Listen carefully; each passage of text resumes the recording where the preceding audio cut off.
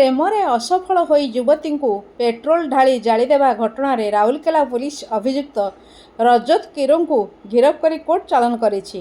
ରଜତ ଏବେ ଜେଲରେ।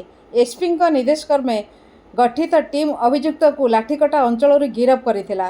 ରାଉରକେଲା କିମ୍ବା ବିଶ୍ରାରେ ଅଧିକ ପରିମାଣରେ ପେଟ୍ରୋଲ ନ ମିଳିବାରୁ 100 କିଲୋମିଟର ଦୂର ସୁନ୍ଦରଗଡ଼ରୁ ଜାର୍ରେ 30 ଲିଟର ପେଟ୍ରୋଲ ଆଣିଥିଲା ରଜତ।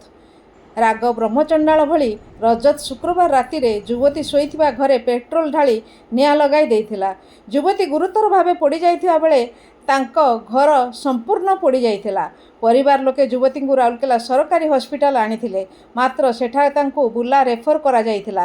ମାତ୍ର ବୁର୍ଲାରେ ମଧ୍ୟ ବେଡ୍ ନଥିବା ଦର୍ଶାଇ ଗୁରୁତର ଯୁବତୀଙ୍କୁ ଫେରାଇ ଦିଆଯାଇଥିଲା। ଫଳରେ 11 ଘଣ୍ଟା ପରେ ଯୁବତୀଙ୍କୁ ବୁର୍ଲାରୁ ଫେରାଇ ଆଣି ରାଉରକେଲା ଜେପି ହସ୍ପିଟାଲରେ ଭର୍ତ୍ତି କରାଯାଇଥିଲା।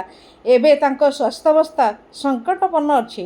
ତେବେ ପେଟ୍ରୋଲ ଜାର୍ରେ ଦେବା ମନା ଥିବା ବେଳେ ରଜତ ଏତେ ପରିମାଣରେ ପେଟ୍ରୋଲ କିପରି ଆଣିଲା ତାର ତଦନ୍ତ ଚାଲିଛି।